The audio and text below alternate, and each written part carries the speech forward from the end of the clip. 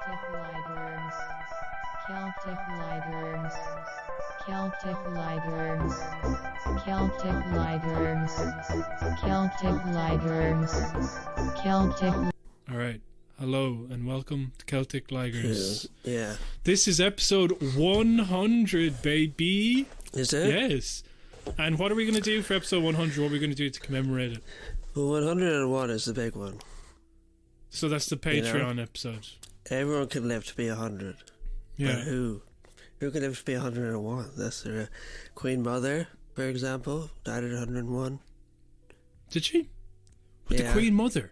That was ages ago. She was 101 back in like 2006 or something. Yeah. 2003 or something.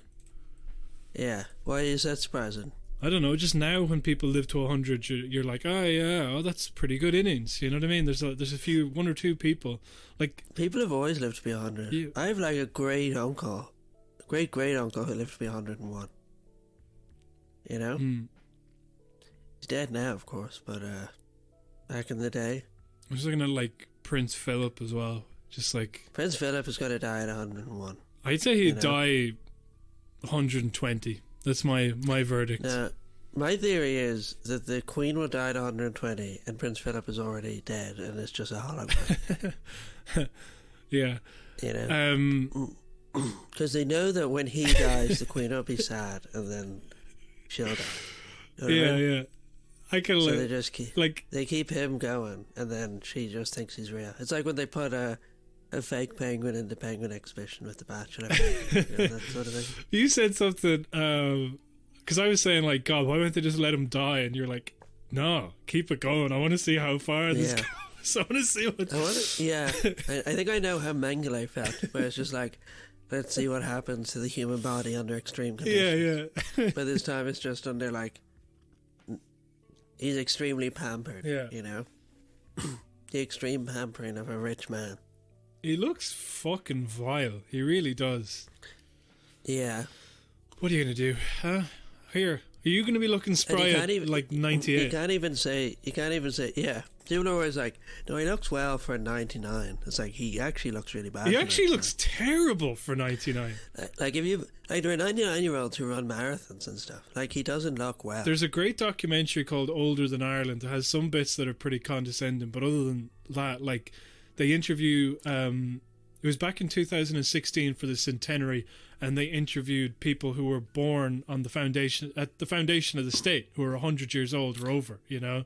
Yes. Yeah. So not foundation of the state, sorry, you know what I'm saying, the 1916 rising. Yeah. How embarrassing. Oh my that neither of us called that. God. But anyhow, yeah, they have like all these people. Some of them are in homes, yeah, whatever. But then some of them, there's a woman who I think she died like 2 or 3 years ago now. But Packed it in. But she was like completely self-reliant up until her dying day. She'd be walking down the shops and all this, and She's a libertarian. Completely self-reliant. okay, not relying on right. the state.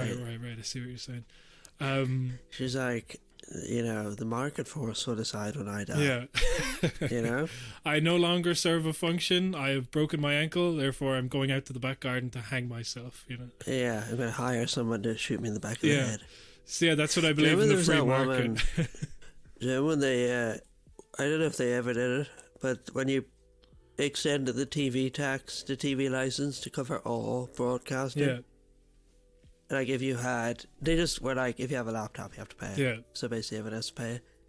And then they found the one woman in Ireland who lives without electricity. Yeah. And she was like, I don't have a laptop or a TV. Yeah.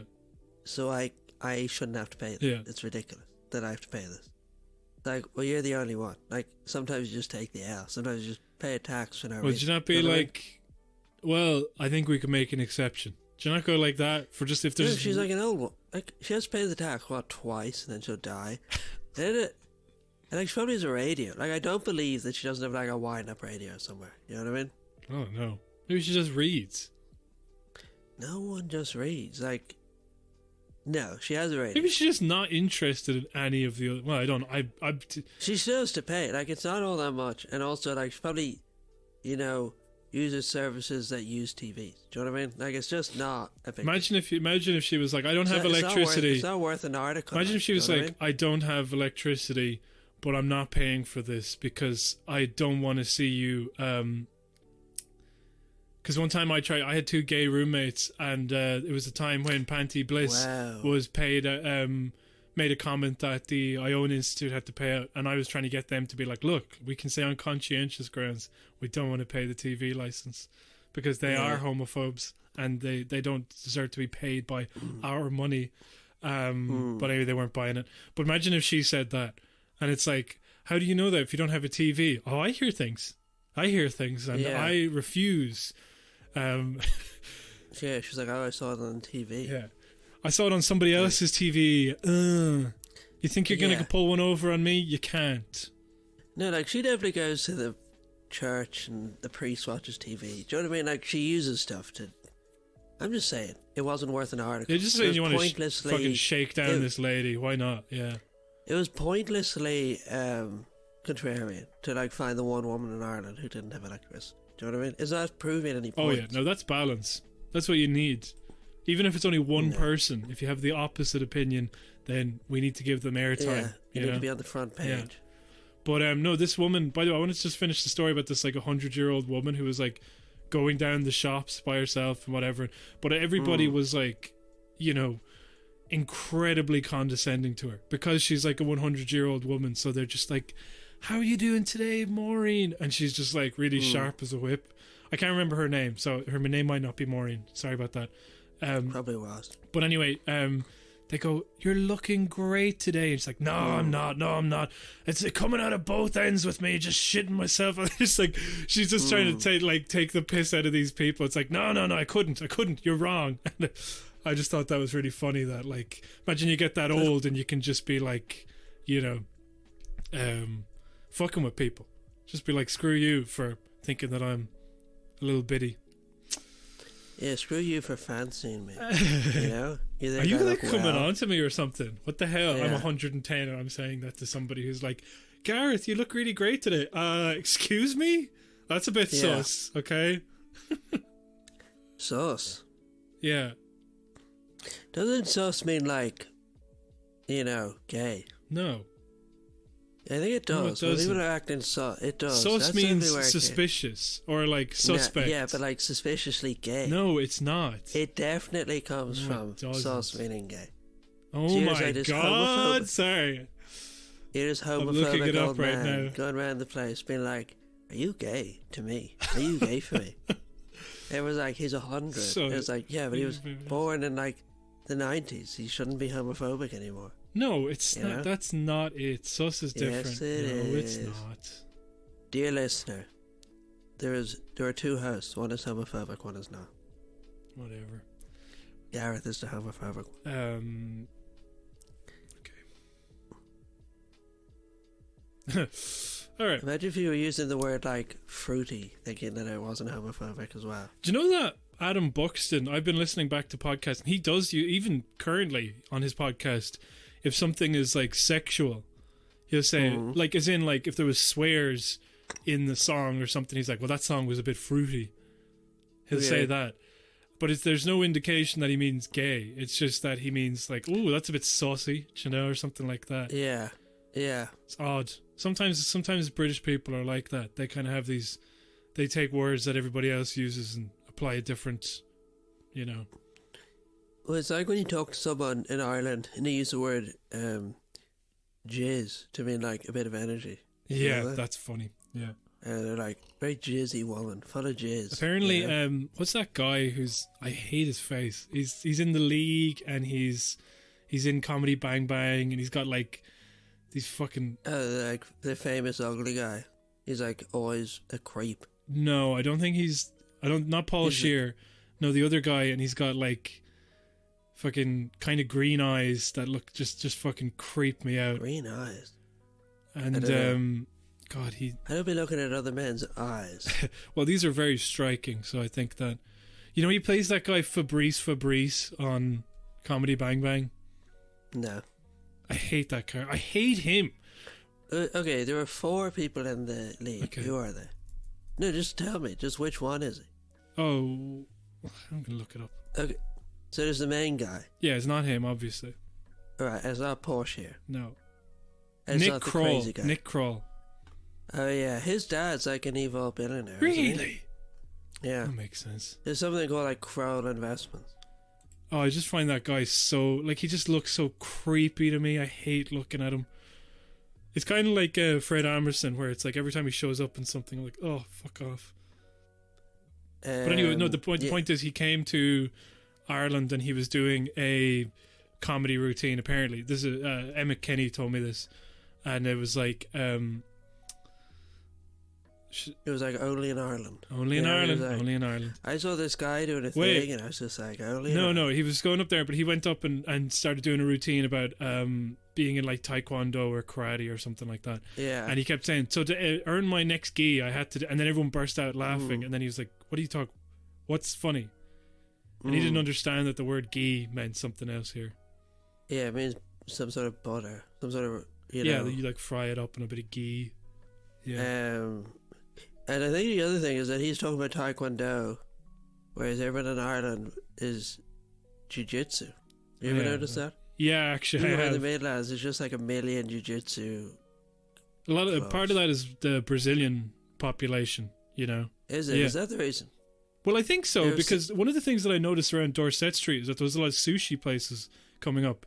And it turns out the two places that sushi, you know, obviously Japan and then Brazil. And same with jiu-jitsu. No. There's a Brazilian jiu-jitsu. So there was two Brazilian sushi. No, there's no Brazilian sushi. That's no, it's true. Okay. It's 100% true. And I'm not joking. Like, there was two Brazilian sushi places on Dorset Street. It was one of them, the one that's like also a tattoo parlor and a barber. Yeah.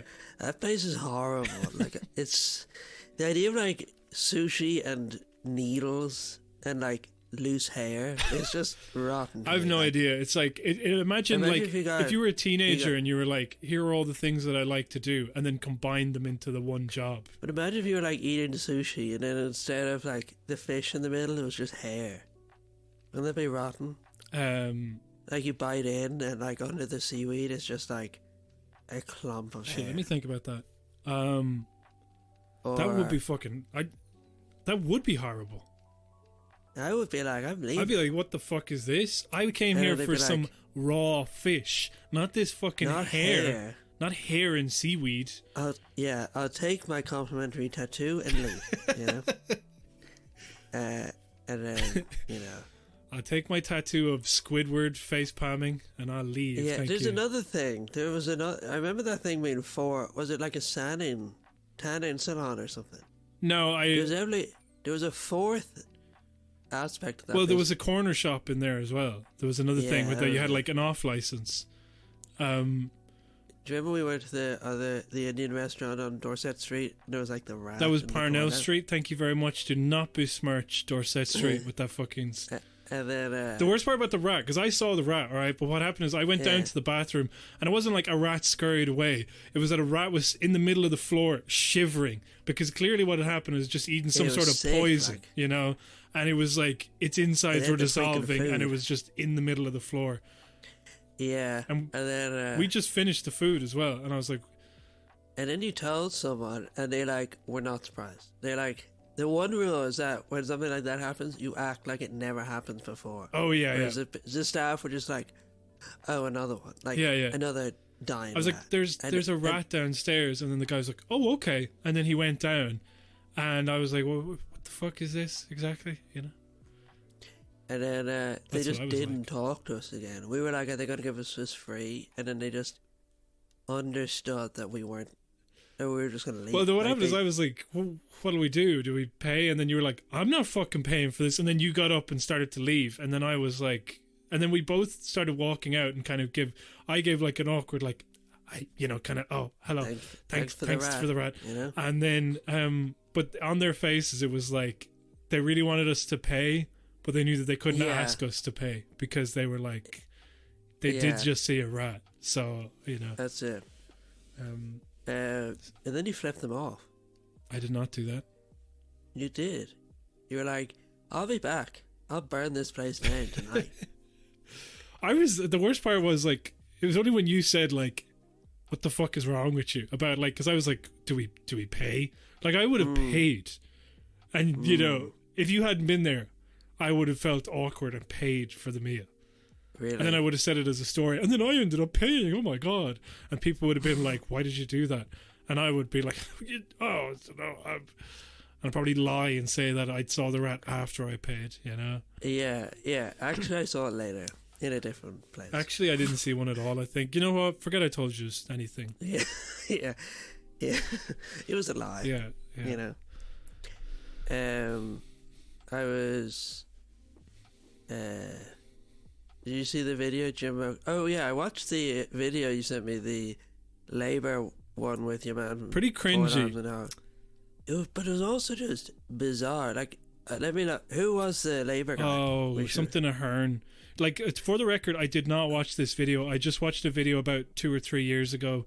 I can't remember. Whenever the last kind of local election or something was happening. But one of the Foil Arms and Hog guys. Yeah, your man, I think his name is Sean. And he did a video with Kieran Ahern, who was running for the Shannon.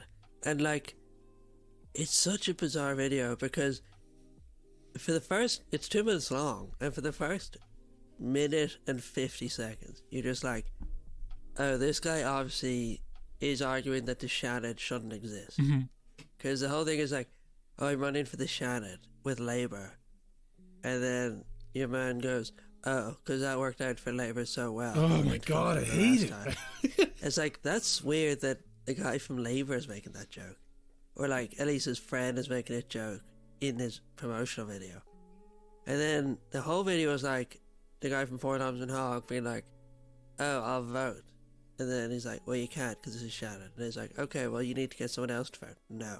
And then by the end of the video, it's been outlined that no one can vote. And you're like, okay, this seems undemocratic. Yeah. And then the guy's like, yeah, I hope I get the Shannon, you know, like, if you could, he's like, send me good vibes. That is the most Labour thing ever, isn't it? Because there's like Fine Gaelers and Fianna Fáil, like a load of people who will run talking about how pointless the Shannon is and say, I'm going to abolish it. And of course, have no intention of doing it, but they say it because that's a position to hold. Whereas this guy is like, wow, the Shannon's pointless, isn't it? Anyway, why don't you vote me in and I can get paid to just go in there, you know, and say things. That's it. But he's not even like, vote. He's like, just wish me luck. Like, because you can't vote. Do you know what I mean? Like, his whole video is like, you can't vote for me. I hate it because it's like that Family Guy bullshit where it's like you're pointing out the hypocrisy and the awfulness of all this stuff, so it somehow like absolves you of it. Because that was like, but it doesn't even feel like he's pointing it out to point out some sort of flaw. Like, it's just, he's outlining the structure, but the structure is so wild that it's inherently bizarre, you know? But I'm thinking about the one I was mentioning from a few years ago when he was going in like either the locals or whatever, I can't remember, but it was an actual promo where he was like walking towards the screen and then the Foil Arms and Hog guy is like walking with him and they're like having a conversation. It was literally like one of those radio ads like, God, why can't there... You know what I'm talking about, where it's like you're selling a product and it's meant to look like this kind of natural conversation between two people, but he's doing the exact same thing as this video, except he's talking about like Kieran Ahern, and then it's like, not to be confused with Bertie Ahern, and then like I swear to God, like, and I could be wrong, I didn't look it up, so I'm sorry about this. Which one is it? Is that Bertie? Imagine if you did get them confused. It's like, you hear Bertie Ahern's running for Shannon with Labour. Well, this wasn't Shannon, obviously, but like there was. But the thing that happened was they kind of talked about exactly like this video. They talked about Labour and politics and all the things that make people frustrated, annoyed, or disillusioned with both of those things. But then what it comes down to is like, well, I'm a nice guy, so just vote for me, do you know? And it's like, that's it. It has the result of making you think that Kieran Ahern just likes these things. Yeah, do you know what I mean?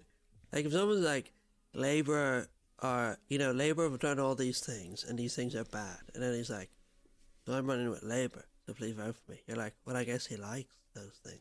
I guess he likes that the Shannon is, completely useless and no one can vote, you know? I'm just more annoyed, like, overall, that this kind of purely, like the stuff that they do where, oh, your mom's hoovering outside your door when you're hungover, and oh, what about the builder man who heads down, blah, blah, blah. you know, speak Dublinese or whatever, aesthetics. you know. And it's like, you're annoyed about the aesthetic. No, I'm talking about this apolitical sketch show that is now like promoting the Labour Party, which is just one of the fucking, just so grim, you know. I just hate it. I hate it. Like, there's something, I don't know, I guess it's the people who are successful in the arts and entertainment in Ireland and the things that they decide to use their kind of, for want of a better word, influence to promote. Like Stephanie Preisner, for example, as well. Do you know? With this guy, they're clearly just friends. Like, yeah, that's true. I'd love if some friend who I had completely opposite views asked me to do something. That would be funny. Wouldn't that be deadly? Yeah, yeah. If it was like some guy in Sinn Féin in Northern Ireland who was like, I'll vote against abortion. And I was like, just tell me you won't do it with fucking Armalite. You know what I mean? You know? Yeah. Just please tell me, you know. He's like, I look after, you know, mothers. And I'm like, please don't tell me it's the way you did in the 70s, you know?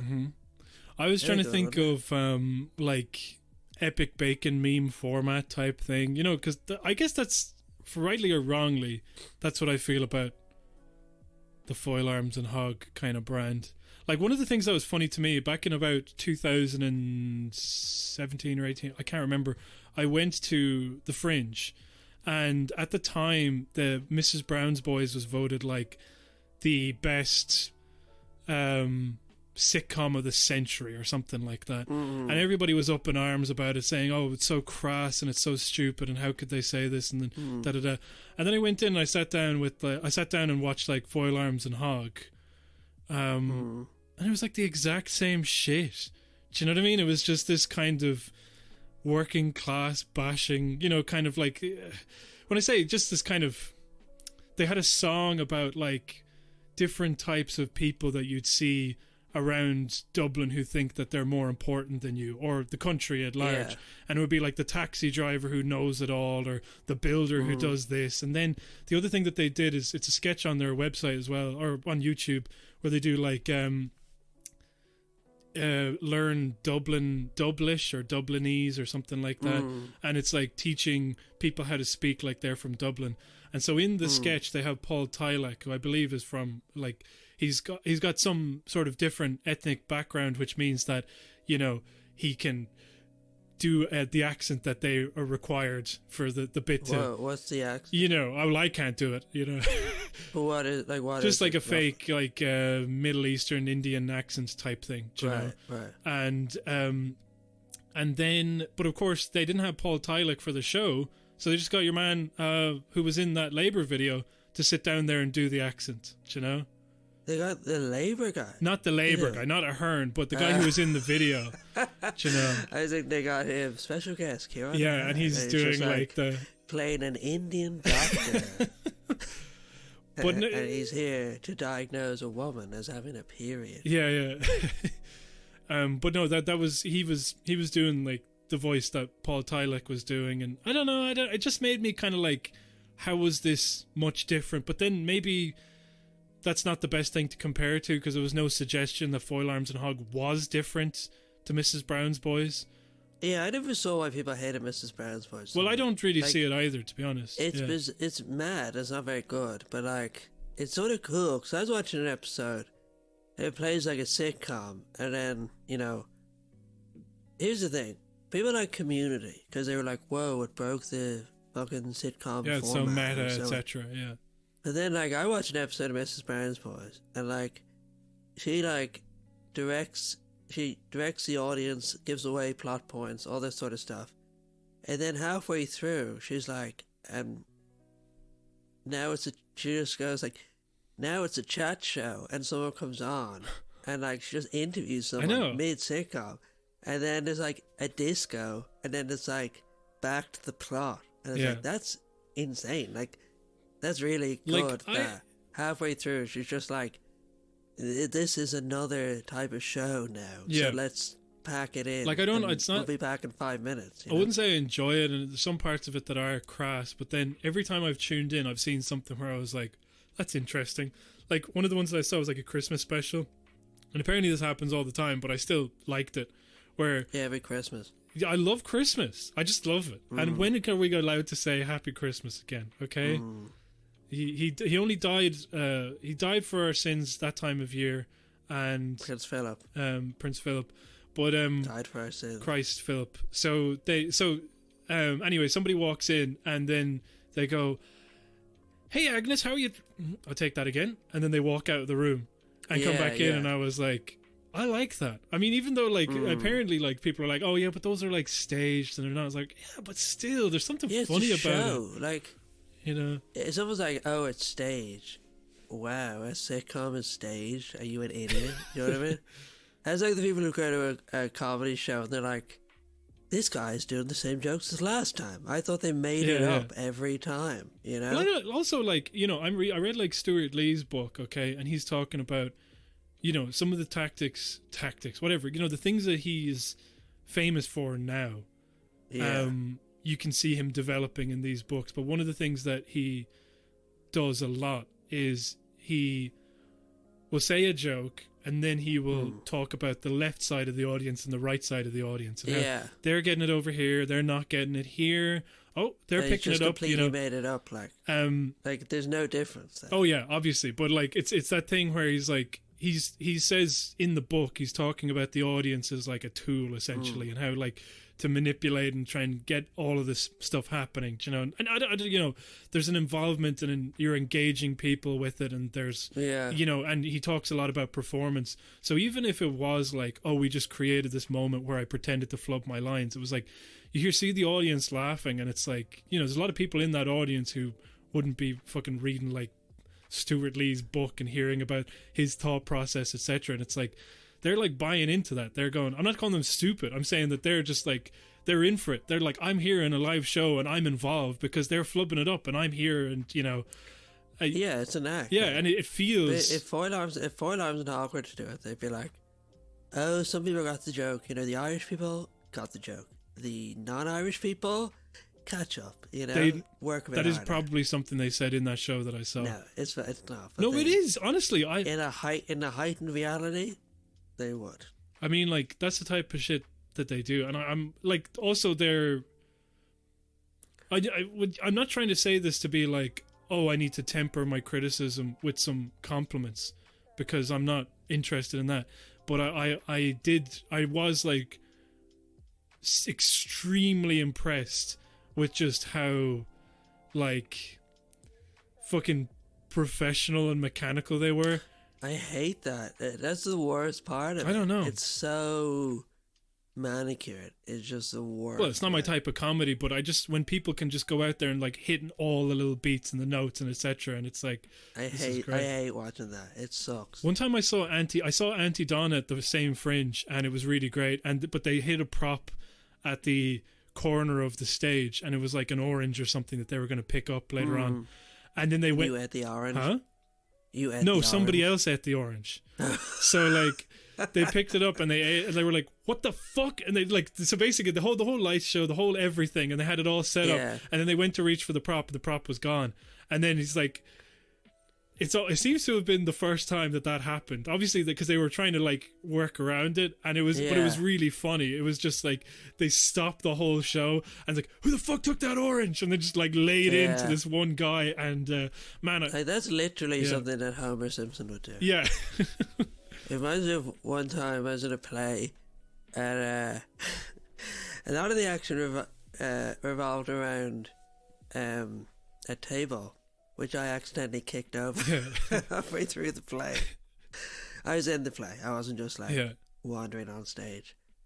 So then, but we couldn't. No one was a professional actor, so no one knew what to do. Yeah. And we all just had to pretend the table was there for the next half an hour. Yeah. I saw something. There was some, and I was like, "Who the fuck kicked over the table?" I heard some thing.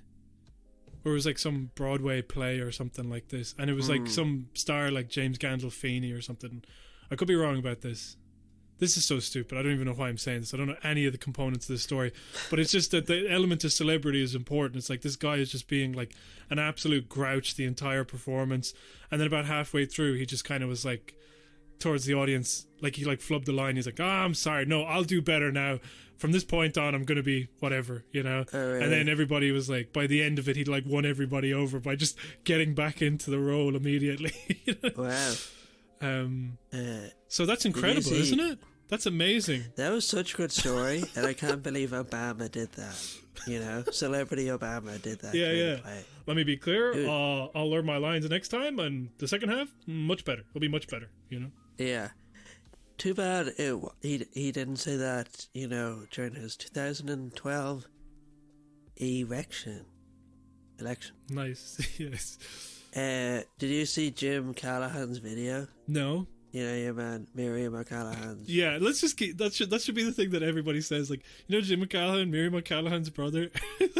Because like so many, they're like, Jim O'Callahan is looking like such a promising leader, a breath of fresh air, somebody who's trying to reclaim the left center kind of thing. It's like, no, you should just be, you know, Jim Callahan, Miriam O'Callahan's brother, and that'll be like how he's known. Because otherwise, like, you know. Yeah, I mean, not to be only in Ireland, but that is how you, like, if anyone in your family is in any way, like, you know your man Chris O'Dowd? Yeah.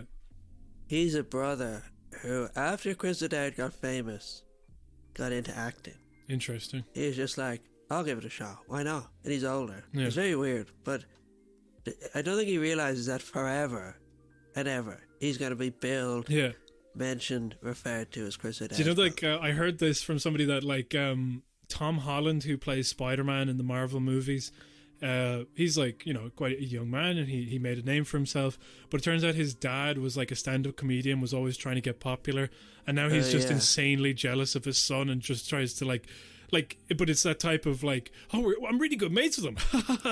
yeah, Tom, me and him were hanging out the last day, and like, yeah, you kind of want to throttle him, you want to strangle him, but also, you know, at the same time, you know, it's great.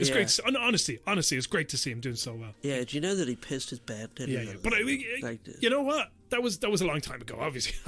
Yeah, everyone should forgive him for that. But Jim O'Callahan. Does he go by Jim O'Callahan as well, or Jim Callahan? Oh, I don't know. Let me fact check. Nah, it doesn't matter. But he released a video talking about the Amazon rainforest. No, that's not a new streaming service by Amazon. Okay. It's a rainforest. Yeah. It's a literal rainforest. And pause for applause, and then he at home, just fucking Joe Joyce, like, woo. Yeah. Joe Joyce. Yeah, because he gets a shout out because he's the €11 tier, do you know? Okay. He gets a shout out for being some sort of gullible fool. No, he just gets to become a main character of the podcast because I don't know if you saw, but I made him a video during the week as well. You made him a private video? Not a private video, I posted it publicly, but I did make it for him. Right. I have no idea, but for some reason I had it in my head that... Hello, Joe. You're very good. You know, you were quite good at listening to the podcast. No, it was like, for some reason I had it in my head that he liked that clip from... I mean, who doesn't? You know the one from the Late Late Show where, would you please welcome Jerry Seinfeld? I hate that clip. I find that very funny. But no, it's too cringe to watch. Well, it's too cringe to watch. I've never made it past... I've only watched the part where he says Seinfeld. I haven't watched beyond that in 10 years. I never made it past sign. And then I'm like, oh, I know Field is coming now. But I found... I was listening to the Adam and Joe podcast from, like, 2008 or something. And at one point, Joe Cornish is like, refers to him as Jerry Seinfeld. And then Adam Buxton just goes, Jerry Seinfeld? The fuck are you talking? Like, what are you talking about? And then he just goes, I was just being very literal. There's a sign, there's a field. And anyway, Jerry Seinfeld, and he corrects himself. And be cool, yeah. Adam was just like, why are you copying Pat Kenny? Yeah, he was exactly like that. So anyway, I'm sorry. I got all, So Jim O'Callahan's video. Released a video. Yeah. And he was banging on about the Amazon rainforest. Yeah. You know? And no, that's not a new, freaking water delivery service. That's Joe. Yeah. Joe, please be quiet. I'm trying to talk. Joe, stop hooting. Just like clicking your fingers, pointing at the bouncer and then to the, Oh yeah, I thought you were gonna say, the way, have you ever gone to like an event where people click their fingers instead of clapping? No. Well, did that spoken word thing we went to, they didn't do it there, did they? Yeah, but that sort of thing. Right.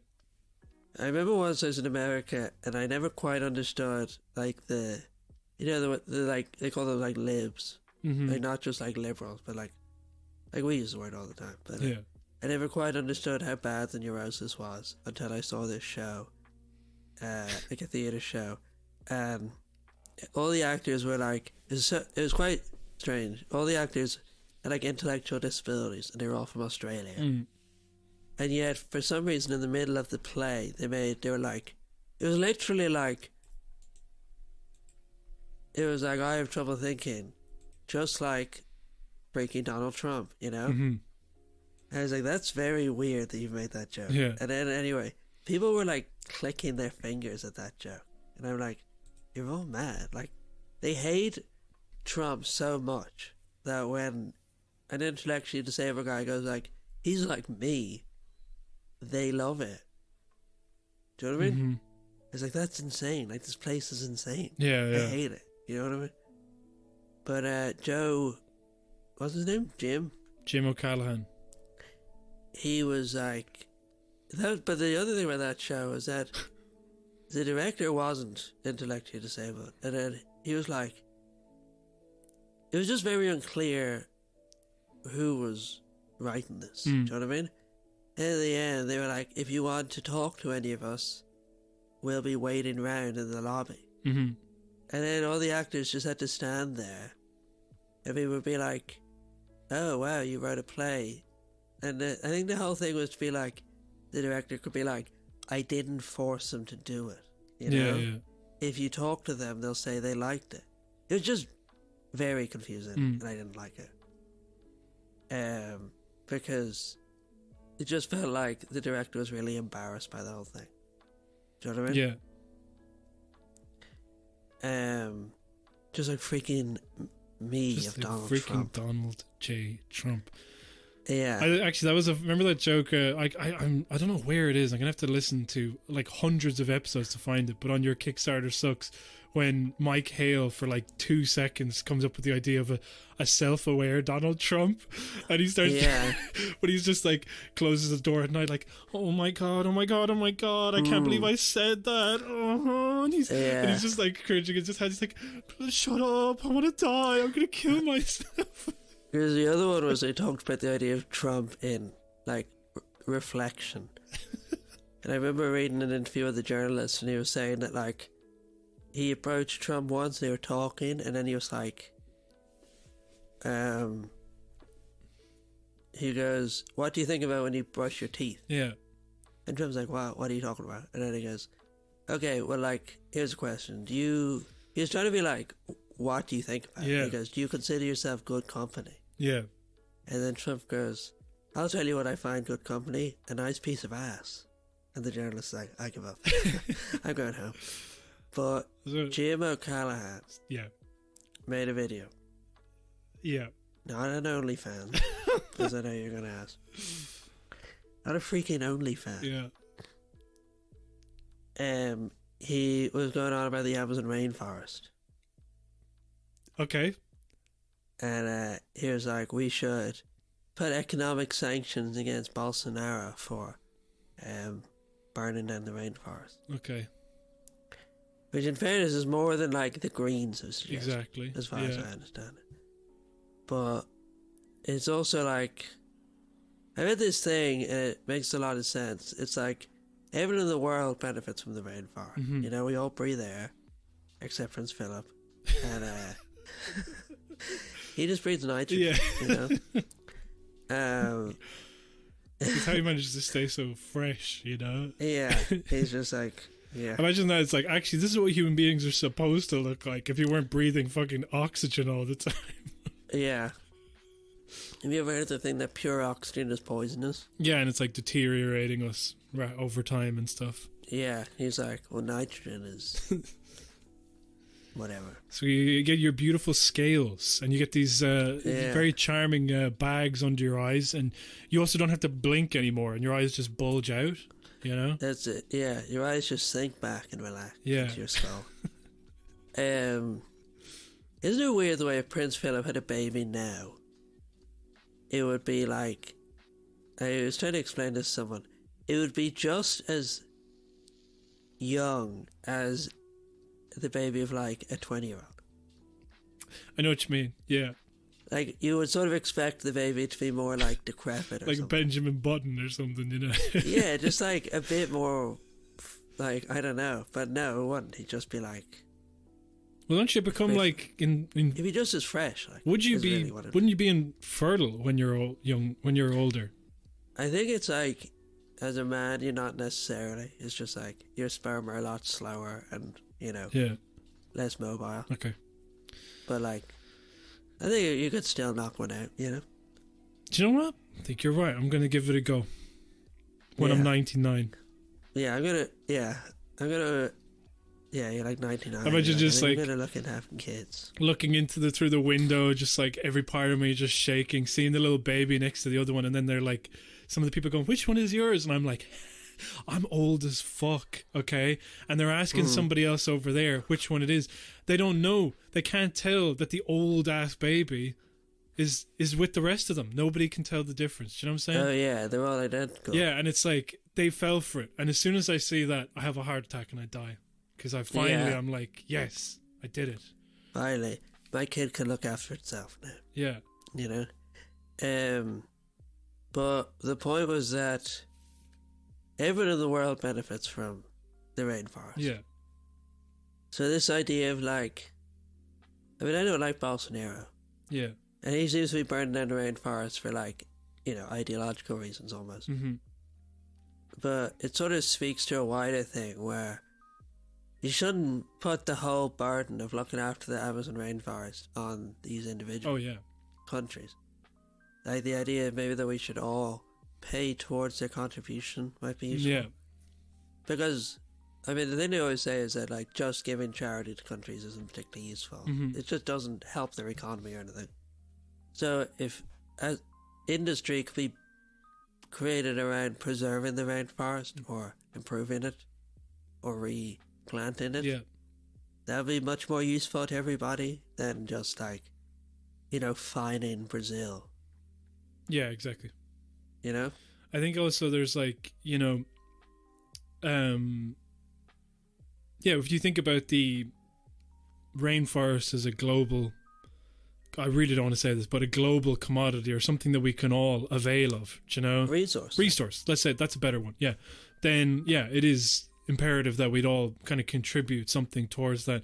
But then the fact that we don't provides this perverse incentive to just chop it down. And like, I'm not saying it would be solved if we were suddenly paying Bolsonaro's government all this, like, you know, but but you know, it is that weird thing where it's just like, oh, you know, there's jurisdictional stuff and we're not entirely sure and we just kind of have to play it safe. And I don't know, maybe this is just like this socialist in me, or I don't even know the terms. Oh God, social. I don't know, but you know what I'm saying, where it's like the state stepping in or some sort of common good where we just claim something. It's like, no, this actually is too important to be left up to some fucking individual who's just couldn't change at a moment's notice and is. I mean, that's it. I mean, this is like that's colonialism, isn't it? You know, it would even work within the structures of capitalism. Do you know what I mean? It's like you would be paying for a service. Yeah. It's not like you'd have to restructure anything. You'd just be like, we'll pay you a huge amount of money to look after this thing that everybody uses. Yeah. You know? I guess it's just who decides who has that authority or power, like who bestows it. But like we could all, like Ireland could just do it tomorrow. They could just be like, we will pay you for every tree you leave up or whatever. Do you know what I mean? Yeah. Like, we would create a market incentive to preserve the rainforest as opposed to an island. Yeah. You could, in theory, do that. And each country could just do it. Like, you wouldn't need even a global effort. You could just have individual countries doing it. Mm-hmm. And it wouldn't... I don't know, it just seems normal. It just seems like a very achievable thing. But, like, I only did a quick Google thing, but it doesn't seem like the Green Party have any plans for saving the rainforest. So, like, Jim O'Callaghan is the most fucking, like, eco-socialist person in government. Yeah. You know what I mean? And his thing is literally, like, fine Brazil. Yeah. Well, you're also forgetting PBP and Rise. Well, they're not in, I think. Well, they are. They're in well, opposition. no, sorry, they're not in government. Sorry, yeah. Sorry, that's what you said. Yeah. Yeah. I said something. Yeah, I got it completely wrong. I was commenting on something you hadn't said. Yeah. Mm-hmm. Sometimes I feel really stupid, like as in not for something like that, but literally because I'm like, why don't like the government take up all of the fucking trees away from Bolsonaro and he can't do anything about it? And it's like, yeah, why don't anybody think of that before? Or is it because, you know, some international authority, you know, exerting will over a sovereign nation is actually not a very good thing? In fact, how is that any different to what the Americans are trying to do with like lithium mines and shit like that? You know, oh, you don't know what you're doing with it, we're going to take that from you, sorry. Yeah, I guess it's because we all ultimately depend on oxygen to live, you know what I mean? Like, lithium mine is different because, like, you know, if we don't particularly need batteries, like we can do without them. Do you know what I mean? And I think there's also an element of, like, pure colonialism where they're, like, sort of going in and taking these things. And, like, you have companies who have the protection of the American empire. Do you know what I mean? Yeah. Like, that used to be how Britain expanded, was that companies would go in, like the, you know, I don't know, East India Trading Company. I don't know if that was British or Dutch or whatever. And then they'd set up colonies as a company. And then the locals would be like, obviously trying to get these ones out. And then the empire would send in military to back up the private business. Yeah. I think that's often how a lot of those, like, lithium mines work. It's sort of like an empire exploiting a region. Yeah. Or a resource that doesn't benefit the region, you know? They're like, we're taking this, you have no control over.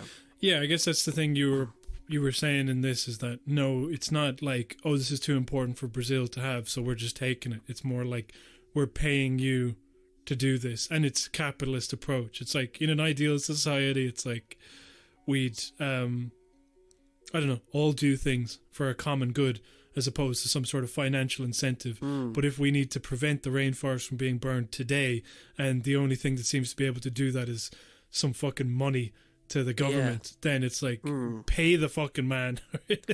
That's it. And, like, obviously the government aren't particularly, they're like, I don't know if you call them fascist, but they're like extremely, you know, racist. And well, that's the other reason. It's like, there's no guarantee that they would stop chopping down the trees otherwise, because, well, I mean generally with these things, like, if countries are making an investment, they would require some sort of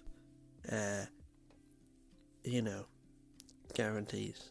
There'd be some oversight, which are, you know, it just seems like a better idea than just fining them or economic sanctions. Oh yeah, you know? no, the whole thing about fining and sanctions and stuff like that is like, you know, especially on kind of already impoverished nations, it's kind of like, it's really not good.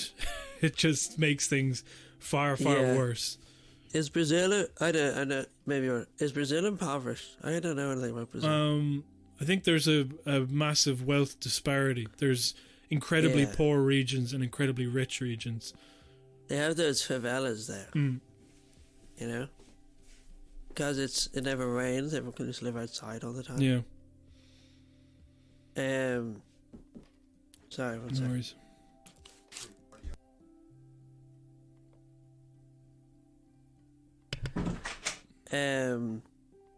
What was that? Just someone. Yeah, none of your business. I don't know why I even asked. I'm sorry. Let me look at what we're talking about. The Green Party. Let's talk about the week that the Green Party have had. There's like a few stories that are like, I've basically been, would you believe, fucking working, all week. Like I've been working on the film. I should be done by next week and be able to focus more. But there's like a bunch of stories that landed this week, which are like, man, each of these is pretty incredible, and I have not done the appropriate reading on them at all. Okay. But the one with the Green Party, I think it's worth mentioning just because we brought them up there. But basically, as far as I know, so people email in. You don't hold him to anything. Come on, give him a chance. Give him a chance to just fucking go off on something he knows nothing about, okay?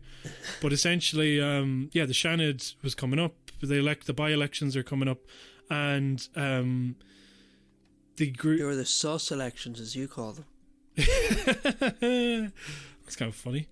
Harmless. Just a bit of fun. Just a bit of crack. If you're going to fucking get off about it, just, just joke. Let him speak. But anyway, I think like the Green Party weren't going to put forward a candidate because they were like, they wanted to clear the runway for the Fianna Fáil Fine Gael candidate or whatever. And then Hazel Chu was like, well, actually, I want to run. And then she put in a thing. She's like, it would be she put out a message saying it would be a betrayal to all those girls that I told that they could run for something, if I didn't run for the fucking Seanad, okay? All those girls who dream of being in the Seanad. Yeah, exactly. Not that the Lord Mayor is already a position enough or going for being a fucking TD or something. Do you know what I mean? Like, why the Seanad exactly? But whatever, okay? If that's the bullshit excuse you want to come up with, let's just run with that.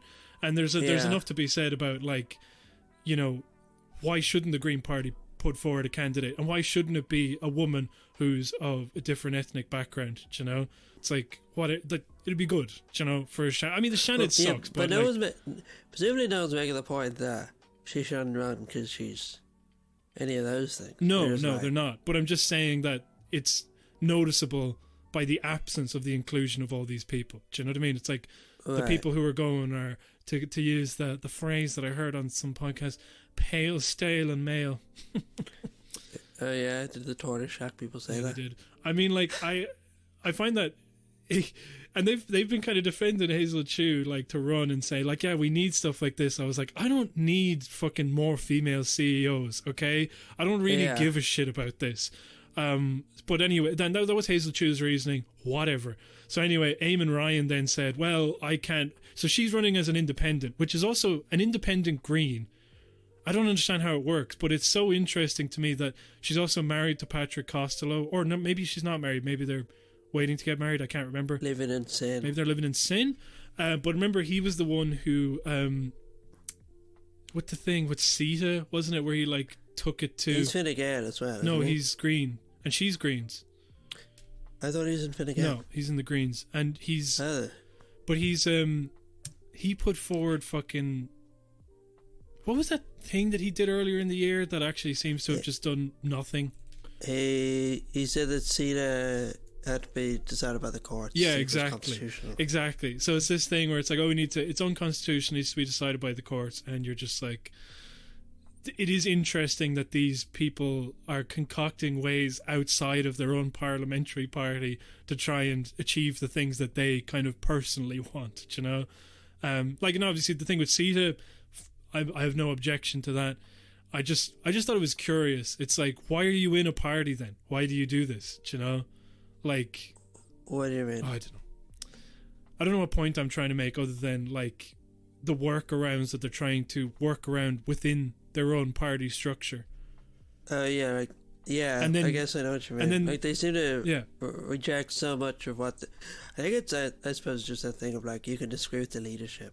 Yeah, and like in the Greens, the leadership is so like heavy. Well, Patrick Costello was also famous for talking about how disgraceful certain votes for, and then voting in line with the government anyway. So he would just go online and go like, this is ridiculous that this, I don't know, fucking the nurses, blah, blah, blah.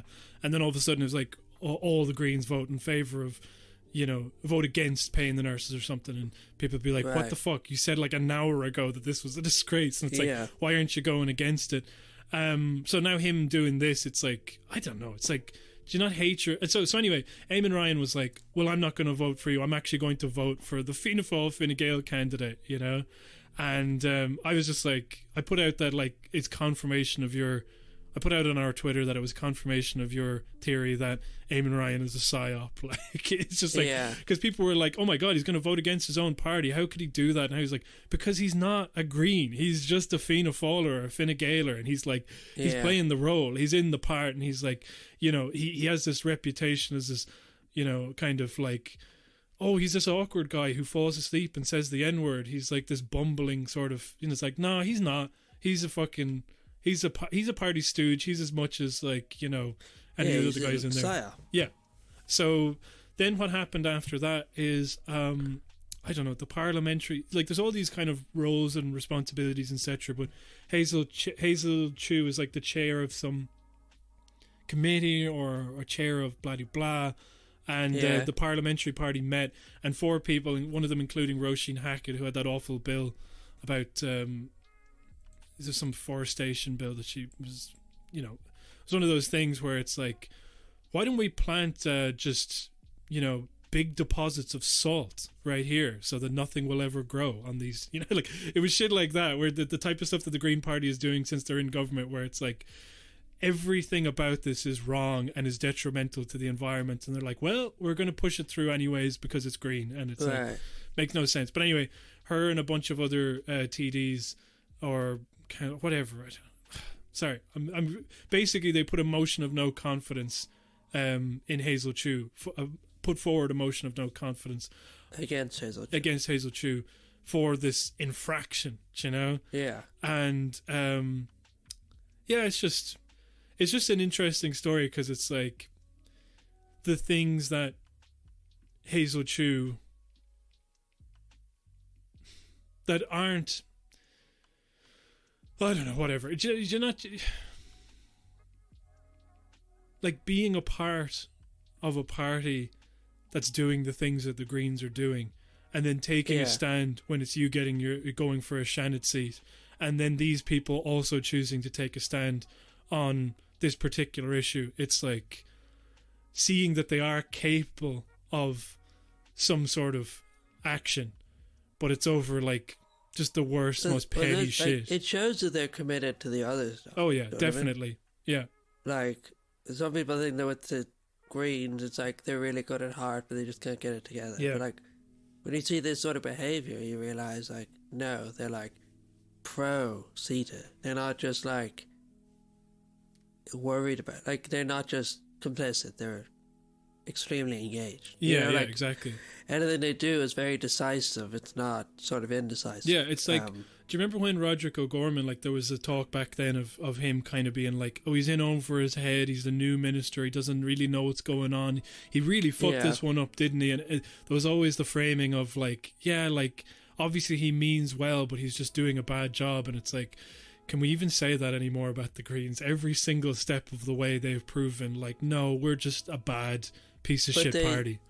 You could never say it because they sold out in order to get into government. Oh yeah, but people were saying it, is what I'm saying. There was still this feeling that, like, that they were just, like Eamon Ryan, just bumbling and inept rather than calculating and actually part of that system. Yeah. And, like, I don't know, they're so, even beyond that, they are incompetent. Like, look at the one thing they've gotten is cycle lanes around the city centre in Dublin. Yeah.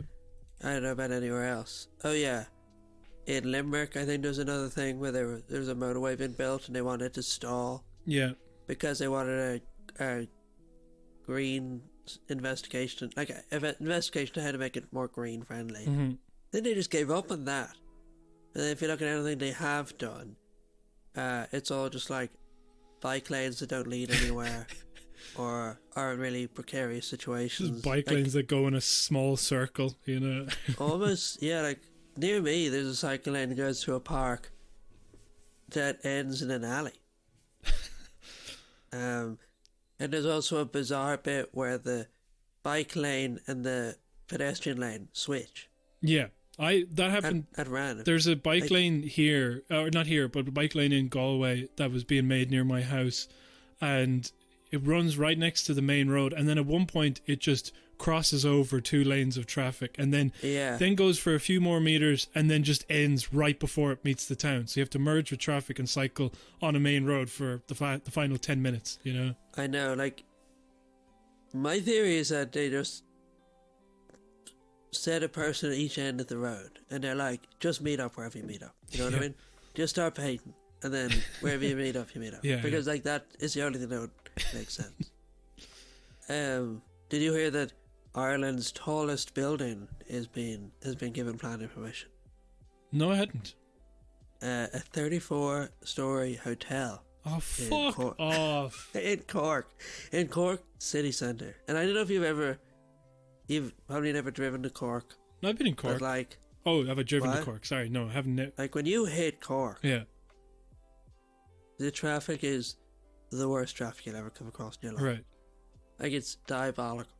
Yeah. Because you're sort of like coming off and you're hitting these 2 keys. Oh, man. And now you're going to have a 34-story hotel. Like, it's going to make the traffic happened with like the bus, actually. So much worse. We got the bus down to visit Cork, and so it was like, the bus was like, you know, what, for 2.5 hours, something like that. And we got there and it was like, you know, an hour and 50 minutes. I was like, oh, right, we're here. The final 40 minutes was spent getting from the one end of the keys to the other to get to the like bus you stop. literally spend equal time on the keys as the rest of the journey. Galway's similar, Dublin similar. Limerick's not too bad, but like, you just read about these things, and they say the solution to our issues, Ireland has very low density housing, generally. Like, when you go into Dublin, everything's very low. Like, you rarely see something that's higher than 5 stories. And then people are just like, all we need is high-rise, high-density housing. Yeah. Like, that also doesn't work. Yeah. Because the way the city centre is set up, it would place too much stress on the local amenities. And also, you don't want a load of high-rise stuff out in the middle of nowhere. Yeah. With no amenities.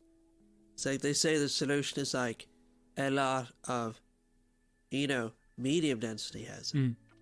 You know?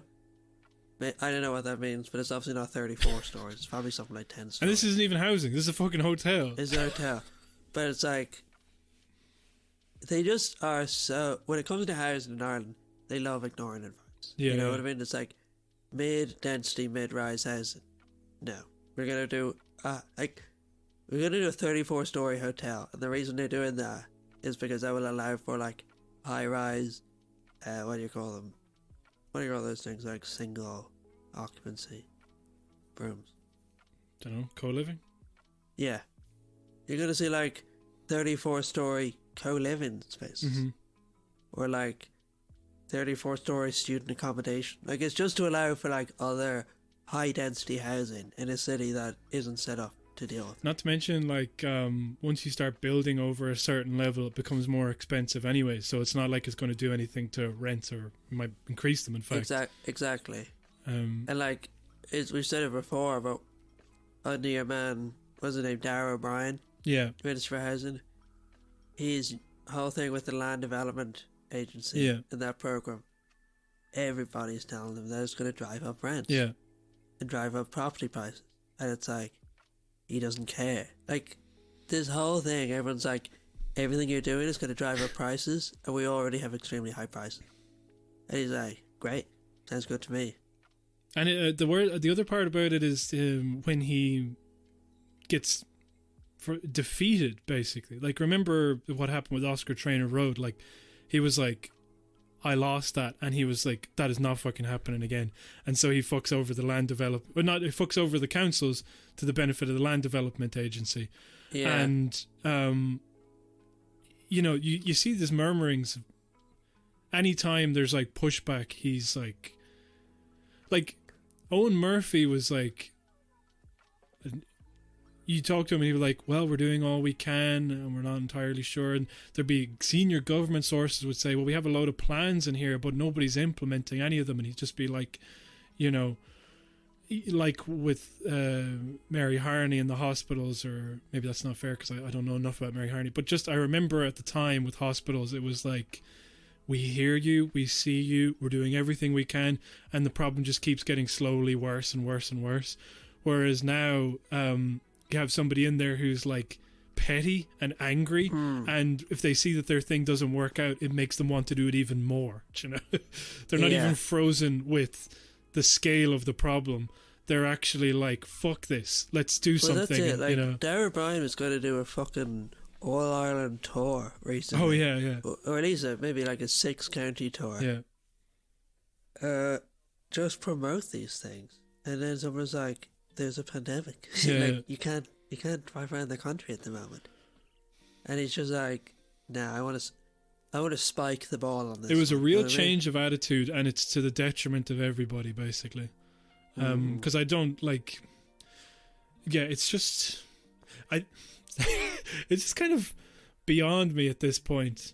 I was thinking there, I was like, even since the foundation of the state, it's like, you know, because fucking Ryan Tubridy's great-great-grandfather showed up to kill a guy who wasn't there, we have to now endure him on the telly for the rest of our days, or any offspring that come from the Andrews clan, you know? Yeah. But I wonder if it's just a force of habit. Like, once it was like, you know, kind of reminds me of the Limmy sketch. I'm gone back on my reference. I don't give a shit. I'm doing it again. You know, we are the police. You know what I mean? Where he comes out of the station on the first day and he was like, what do we do? What do we do? And then somebody walks past and he goes, hey, where are you going? And the guy's like, just see my friend. And he goes, all right, on you, Pop. And he's like, ask that guy where he was going. He didn't have to tell me or anything. He fucking did. Oh, it's getting to me now. It's getting to me now. Do you think that, like, we never got out of that thing where all of a sudden the state was formed and it was like, build some houses, and, you know, we never got over the idea of carving up the state for our own benefit, you know, especially Fianna Fáilers. Like, it's in their blood. Their DNA is like Fine Gael are always looking to outside investment and all these people and to be the good boys of Europe and everything, and they look externally, whereas Fianna Fáil, like the stalwarts of the party, like Micheál Martin and Darragh O'Brien, it's like they're people who, like, to Micheál Martin it's like, I did it, I'm the Taoiseach, whereas to Leo, being the Taoiseach is a stepping stone to some other fucking bullshit company job, you know, in the eyes of Europe. But I'm saying is that like, they're old school in that way, where it's like they're just brutes, and they're like, fuck you, I'm going to do it anyway, and I'm going to carve out for my mates, and I'm going to be here, and there's nothing you can do to stop me. You know, that's just it's a real kind of return to that feeling of like just infinite cranes building hotels for no one.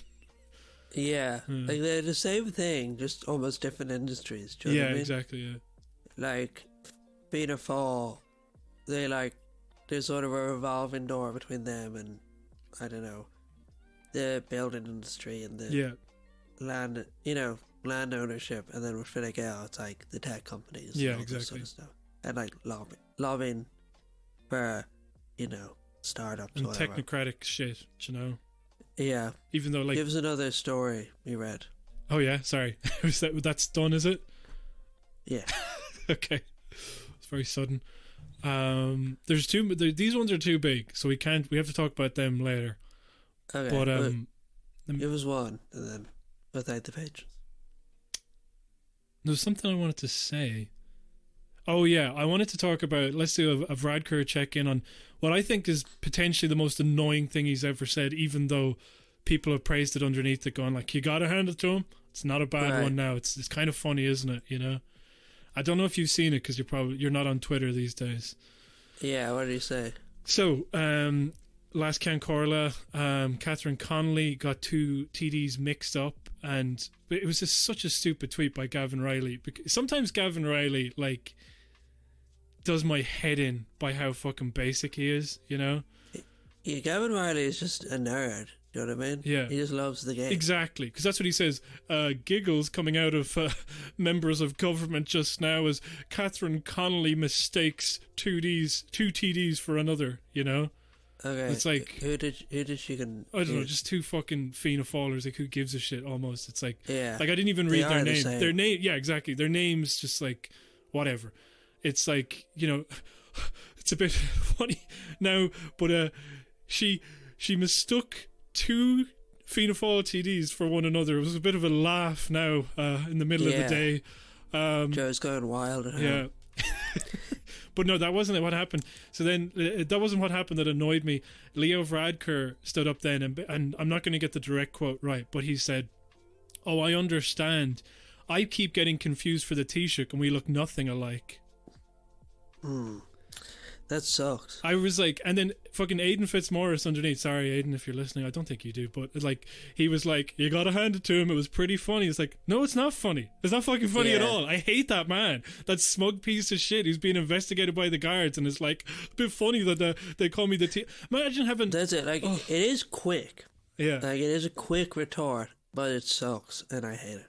Do you know what I mean? Like, there's so many reasons that it sucks. One is that they're having a joke and it's a dumb, stupid laugh, okay? And he's like, hey, it's kind of like me, isn't it? It's kind of like something like to do with me. And you're like, yeah, I guess it is. And then the other thing is, like, imagine how fucking pathetic Micheál Martin has to be like you think back to the time with the Leo the Leak shit, where, like, you know, they kept calling him the Taoiseach constantly, even Micheál Martin, and you think, like, God, he must be loving this. And then, like, months and months later, he's like, remember when they did that? And it's like, I think people still call him the Taoiseach, though. Do they? Like, even now? Yeah, like, he does get, like, he's also saying that to let people know that, like, people prefer him to Micheál Martin. Yeah. And he really enjoys it. He loves that people are calling him the Taoiseach. And, like, imagine just how much of a fucking worm you have to be with Micheál Martin. As in, some guy is, like, being investigated by the guards. You kicked a guy out of a cabinet position for less back in the summer, and then this guy is like still fucking having a go at you. Like, if I was Micheál Martin, I'd be like, shut the fuck up. Do you know what I mean? Like, you just know Micheál Martin laughed along, but, like, if he had any ounce of self-respect, he'd be like, who the fuck are you to talk? You know what I mean? Like, just immediately start swinging at him. Just like Leo comes in with, like, a bloody nose the next day, and it's like, you know, what happened? I don't want to talk about it, okay? Or even just like there's this guy on near Stephen's Green in Dublin, and he records himself dressed as a tree or as a hedge. Yeah. And he, like, jumps out and scares people. Yeah. Have you ever seen this guy? No. And, like, he just does it all the time, puts it up on YouTube. And then he, like, people, and they scream. And then, like, we were just watching him, me and a friend, and he was, like, scared of people, and they were screaming. And then this guy, he does it to a guy who's walking with his girlfriend. And the guy just turns around and he's like, you do that again, you're fucking dead. And then he's walking away, and then the girlfriend is like, you know, he is recording that. And then he turns back around and gets in the guy's face, and he's like, you're asking for a thumb, I'll kill you stone dead. Like, he is not taking it at all. He's not taking a prank. Like, Micheál Martin should have done that. You know what I mean? Micheál Martin should have flipped the table. Just climbing over the chairs at the convention centre, like, you fucking tell me, you want a piece of me? Yeah, exactly. If I said, you know, he was just like, good one, you know? That's so funny, Leo. It'll be like an Oscar snub. It'll just be like, you know, the camera cuts back to Micheál Martin, and it's like, if his mask was off, you'd see his teeth just like, his going right into his lip, blood like pouring out, just like, yeah. Or he should have been like, no, we look exactly the same. And what people mistake us because we look the same as each other. We're identical. Yeah, exactly. And everyone will be like, what do you mean? It's like, we just look the same. It's actually really weird that the head of Fine Gael and the head of Fianna Fáil look the same. Yeah. But it's true, you know? I think that's, like, he said a lot of detestable things that I really hate, but for some reason, that one wound me up more than, I was like, you know, making a cup of tea or something, and then I'd think of that and I start getting angry again. Like, it just really bugged me. It was the smugness of it. It's just so grating. Yeah, like, I don't think it's funny, but I almost do like how smug it is. Like, it's such a smug, stupid thing to say. Can I say one? And it annoys me more how Micheál Martin just took it. Like, well, I don't know if Micheál Martin was there. Martin well, he should have rung in or something. Yeah, you know yeah. what I mean? Like, he should have turned up like WWE. Yeah. But I think I really hated Michael Martin when he didn't go to Washington this year. I was just like, Really? you've wanted this for your whole life. To go to Washington for St. Patrick's Day. Yeah. And you were going to go, and then people didn't want you to go, so you didn't. No, that's not what happened. It was the White House that said not that they couldn't go. Oh, really? Yeah. I thought so the White House cancelled on him? Yeah. Well, that's fine. I suppose nothing you can do Fucking about that. Joe Biden is ancient. Like, I mean, he'd fucking... See, he fell down the stairs. We talked about that. Oh, man. It was so good. He fell down the stairs 3 times. It wasn't even like... But the thing is, that's the 4th... Like, he's fell twice. Yeah, I forgot about that. Yeah, remember the dog? He fell in the shower because his dog ran in on him. Like, and then, like, Trump drank water, strangely. Yeah. And it was like a media sensation. Yeah. And then, like, Biden falls down the stairs, and people are like, is it ableist to make fun of someone for falling when they're a fucking... Yeah, he's got a physical stutter. Do you not remember? Yeah. His body goes into... he stutters, and he can't walk upstairs. And it's like, the only reason it's funny is because everyone asserts, and he asserts, that he's a physical specimen. Yeah. Do you know what I mean? If he was like, yeah, I fell, I'm a million fucking years old. Yeah. What do you expect? Yeah. It wouldn't be funny. But the fact that he's like, no, I didn't fall. It was windy. It's kind of like if people were trying to pretend that Prince Philip was in like the peak of his physical health, you know? Yeah, that's it. Whereas Prince Philip is just like, yeah, I crashed my car. I'm 100. What do you expect? No, I won't stop driving, but I'm still gonna crash it. Like, no one makes fun of him that way because they're just like, he's very straightforward about how decrepit he is. There's another thing as well, and it's linked to Gavin Riley. He shared something. He's like, oh, Joe Biden just said the Brits. And it was a clip of Joe Biden, and he's just like, he's got like the wide dementia stare, you know? He's just like, my great granddad, he had to leave. Like, he couldn't get, the Brits chased him out, and and he's just looking terrified, and everybody's like, yes, he said the Brits, yes, he's just like one of us. That's what it's like having an Irish guy in there. It's like, don't show off about that. Don't feel like, I don't want to own him. Like, he looks like, exactly. It's like, actually, there was a quote there that was in The Village. Hold on, actually, I have it here. Here we are, the original source. From the source, they refer to Biden as a gaff machine, which I wouldn't say. I would say that he's just a fucking... He's also mostly German. Yeah, that's one of the funnier parts about it. So here it is. I was laughing. There's this quote about how when Biden was a senator and he went to meet the Pope when the Pope visited America, and his mom was like, whatever you do, don't kiss his ring. You know? Mm-hmm. I was just thinking it'd be funny if, like, he's like, okay, I won't, and then he just, like, sucks the Pope's finger. So here is one of the gaffes that they've highlighted here. In a Democratic Forum in 2019, he said, "I may be Irish, but I'm not stupid." That's funny. Because he is stupid, and he's not Irish. Yeah. That was a weird laugh I just did. Sometimes that happens, you know. Sometimes your body makes a weird laugh. Yeah, sometimes a man's got to laugh. But it's funny times. Here's one final thing, and then we'll thank the patrons. But I was just thinking about how, like, you know, we don't really hear about Trump all that much anymore. Yeah. And then it was like, you know, years ago, you just nonstop Trump, and then people would be like, well, you have to hear about Trump because he's the president of the United States. You have to report on the president. And now we don't see anything from Biden except for like scarce few clips, not nearly to the same degree. And it was like, oh, so that was always a decision that you could have just not reported on the president at all. It turns out. Yeah, that's true. You would miss Trump on Twitter though. Do you remember recently he released the well, it was like the released like a press release. Yeah. That was essentially just a tweet. Yeah, and it looked like the presidential seal, but it wasn't, and it said something like, "Hey, remember I got you that vaccine, jerks." That was it. He was like, "I hope everyone likes the vaccine that I got you." Yeah. And like, the vaccine stuff's wild because, like, do you remember Kamala Harris was like, "Yeah, if I would not take a vaccine developed under the Trump administration," and like the one thing Trump the administration did right was they had that thing, Project Warp Speed or whatever they called it.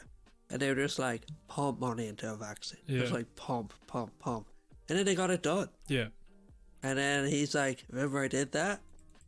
And now everyone's pretending like Biden did it. Yeah, I know. It's very strange because it's like, you know, the election happened, then there was kind of, like, I mean, there was a vaccine. Was there a vaccine before? I can't remember what the date that the vaccine was kind of announced, but it was around the time of the election. So it's kind of like, Biden, he's only been voted in yesterday, and he's already found the vaccine. It's like the vaccine was definitely what was it? You know, passed before the election. Yeah. But it was just strange that like it has. I mean, well, it's not strange because the media is sympathetic to Biden, so they wouldn't give Trump credit for that. Not that he really deserves it, and not Biden doesn't deserve it either, but it's like that's the way the public kind of thinks. Well, do they think that way? Am I just being like really reductive? There are people who will like to take, you know, when you say, oh, the public are idiots, and they think like, oh, this Trump made the vaccine or Biden made the vaccine, and they're good then, you know. I know thinks that Trump was in the lab. Ergo, they're but good. Like, yeah. I mean, maybe he was. Yeah. I don't know. He was at his experiment. Yeah, James, he had his experiments with bleach, you remember?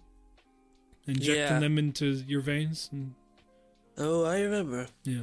Gave it a shot, didn't work. Yeah. But hey, so that's it was life. worth it. That's, you gotta have, you know, break a few eggs, omelets and whatnot. Yeah. So yeah, there's other big heavy stories that will need. Yeah, I have a great dissect. one for the private podcast. Oh yeah, I think I know what you're talking about. Yeah. I didn't read them though, but it's some original journalism. OG journalism. So if you want to hear that, go to patreon.com/Celtic Ligers, and you can hear all sorts of cool stuff. Yeah, you get an extra. You get extra episode. And then the Brits and they chase them out. Okay. You get an extra episode every week. Yeah. And you get the entire backlog of, you know, all this amazing content, and we're soon going to be starting the month of Fools. So if you want to hear our breakdown of an extensive list of Joker-related films, then there's only one place to go, and that's the fucking Patreon. And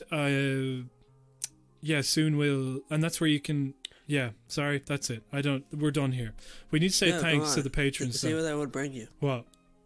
I was hoping you to advance some new offer for the patrons. No, I was going to talk about the films that would be, because I was thinking about when we're going to do Charlie, because I said that would be for the 100th episode, and then I realised that's today, so it obviously can't be that. I thought that was for the when we got 100 quid. Oh, wasn't it? Which is also it's also today, and then the other thing was you do it for the 1st of April because it's the day of Fools, and we want to have Charlie. He was no fool. He was a lot about it, but he was no fool. He wasn't. Okay, but for the sake of the bit, I wanted to include Haughey with all the Jokers. He was a complete fool. but only once. Shame on Haughey. That's exactly it. So let's thank the patrons. Go to patreon.com, become a patron. What will the theme be?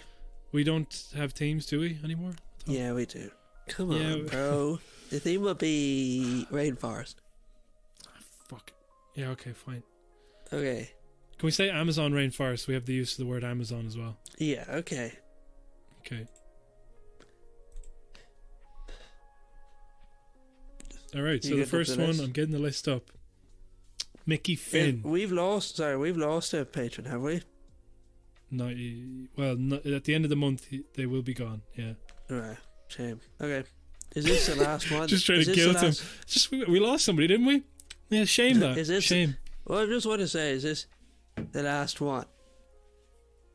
This time next month we won't be on here, but that's fine. You know, you don't feel the need to stay on it forever. Yeah. Next. Okay, hey! Don't say that. No, it's reverse psychology. You know. Which we should do. Yeah. Okay, Mickey Finn, and that is oh my god, Froggy Finn, Bat Finn, like there's bats in the Amazon rainforest. Yeah, with fins, you know. No, what about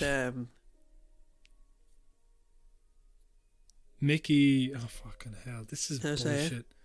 Just say it. Mickey finished work and gonna go home and sleep for 4 hours before I have to go into the Amazon Wellness Center or whatever it is. Okay, again. Nice one. Joanne Heffernan. That's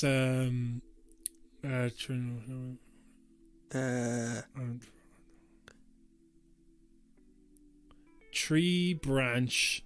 Yeah. Stepping on it to get up there to whack an orangutan to death. Yeah. Just burn it. Yeah.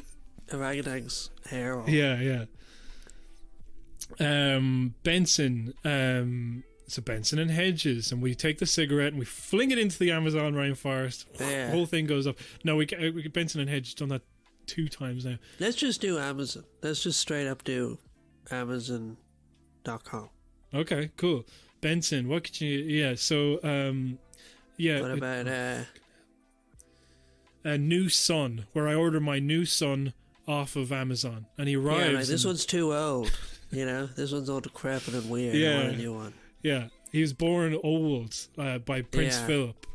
He's born with like emphysema. Yeah, the old man's disease. Francis Breen. That'll be Francis. Make a sheen on that floor, and I better see my fucking face in it, or you're fired. And that's what a plant man. That's what a manager. No, you can't use the toilet. We give you these nappies for a reason. Simon Acres of fucking real estate of server farms. Exactly, and maybe we'll come up with something funny to happen in the server farm. You know, as well, like somebody pisses themselves in the server farm and gets electrocuted. You know, here's something I don't get. Right, it's not funny. If I own a server farm, and there's someone uploads child pornography to it. Mm-hmm. How come I don't get arrested? I don't know. Don't you? I mean, maybe they investigate it and they find out that, like, oh, this came from a separate source, the IP address, or yeah, but it's still mine. Like, it's still in my server farm. Surely I should be responsible for it. You know what I mean? Mm-hmm. Well, come back to that at a later stage. Question. Get thinking. Maybe Mark Stokes has some answers for that. Mark, do you have any experience with? I'm going to leave that there. Sorry about that, Mark. Yeah, we're just going to drift off of that one. Mark Stokes. What about Mark Stroke 0.0? You know, it's like new. You know the way people say he's Mark. What about Mac? What about like market forces at work that make? What about the Market Stokes competition? Yeah, it does. Yeah, and that's true. So the Market Stokes is the most efficient allocator ever. So, like, some of them are funny that we make of people's names. Some of them are just true. You know, some of them are just you learn. Yeah, the fact. Next one, for example, we're going to teach you some knowledge. It's Mark Maloney. And that is, the market is not baloney. No, probably can't do that. Yeah, the market's real. Yeah, the market is very real. The market be like, I'm real, you know? The market is like, look at me, I am the market now.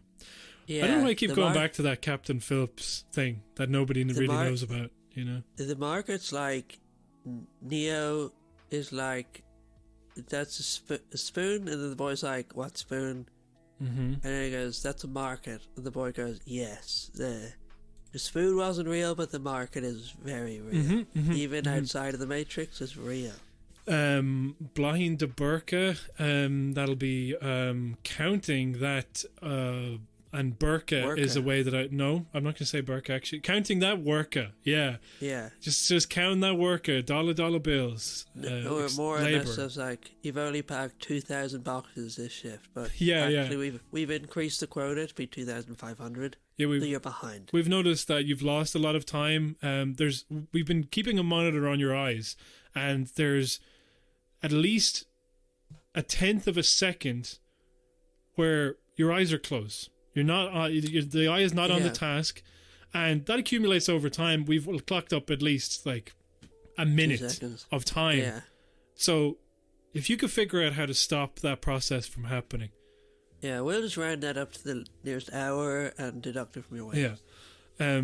Alan Carroll. What about your caroling to the choir? How about your caroling to the boss? Do you remember where they have to like sing to their boss and stuff? You know? Yeah. I mean, that's fair. I mean, he's giving you a job, so the least you can do. It's like bench parent. It's like the boss taking the risk, so he deserves to be sung to. You know, he deserves Christmas carols sung to him. Doesn't matter what time of year. Okay. Yeah. It's always a good time to remember Christ and his birth and how he came to save mankind. Okay, and I do mean mankind. Okay. Yeah, not women, not dogs, men. Yeah. So, Rob Gale, Rob failed to show up because he drove his car into a lake. That's a bit more of a bleak one, okay? I don't want to imply that any of our listeners, suicide. Not Rob. I'm talking about this imaginary Amazon employee. Yeah, called Rob Gale. Called Rob Gale. It just has the same name. No. What about, can I make this one even though it's not Amazon related? What about Rob Stale, Pale and Male? Yeah. Yeah, that's you, Rob. Yeah, what about Rob the Tortoise Shack is shit and I hate Don't you dare besmirch the Tortoise Shack. I love the Tortoise Shack. Okay, what about this? Rob the Mail. It's straightforward. You rob your neighbour's mail because they ordered some Amazon thing. Or, rob the mail worker. The man who's a male in your work and you're stealing from him. Like Amazon is stealing from their employees. Yeah, you're stealing his job. Mm-hmm. Next one. Stephen Bradley. That'll be... Goodbye. See you later. That'd be... You'd have to be madly to leave the Celtic Ligers. This podcast. No. No. What about... Should really edit that out. That's not very nice. No, I do. It's funny. Okay, fine. Stephen... Okay. Heaven? Heaven? What? Go on. Stephen badly need to be paid. Because Amazon workers don't get paid. Yeah, exactly. Cool. Okay, yeah, next one. Alison Spittle, do not do it. Do not do it. But it can happen. Like, they spit on the floor all the time, and then they get fired. Come on, they do. What about Gal? Gal is son of Bezos. Yeah, that's terrible. Bezos' son is called Gal. Yeah. Gal Gadot. Yeah, Bezos' son is Gal Gadot. Actually, he's like, I love whatever that film, Amazon Woman. Oh God, she is Amazonian in it. Yeah. So that's Wonder Woman. He's just there, clicking his fingers, watching that stupid whatever it is film. He's just patting his bald head like a little drum. Yeah. That's instead of clapping, he's just slapping his head. It makes the same noise. Richard Zimmerman. That'll be breeches and Zimmer frames. You can get anything on that website. Yeah. What about your breaching our Zimmer frame policy? We need you to be standing upright in case anybody takes some secret pictures. But my back hurts. I don't care. Okay. Yeah. Get up and give me Richard. The fucking. Get those fucking dildos out to horny singles who are ordering at the height of the pandemic. In our area. Yeah. Who are looking for dates. Yeah. You know? Yeah, have you heard about that? Yeah, I've been getting those ads like crazy. They must hear I'm single. Bridget Purcell. What about the frigid warehouse because of how cold it is, in the winter What about times. fridges in Purcell? Like, you can get anything on that website. You can really get anything on that website, let's be honest. Fridges. And you get to hold your Purcell detergent in your fridge. Fridge. Keep it cold. Yeah. Keep it icy. Yeah. Milky Fox. What about Milk and Fox? Because you can buy anything on that fucking... Fox fur. Yeah. Not fox fur, just a fox. You can buy a fox. Yeah, the fox is in the rest of it. The fur is gone, but you can buy the carcass. Yeah. No use crying over spilled Milky Fox. Right, that was probably the worst one we've ever done. Yep, it's pretty completely unrelated to the theme. We're only halfway through. This is sick. I hate this. Yeah, sick in a good way. Kyle O'Neill, that'll be... I can see the Kyle appeal of working for Amazon.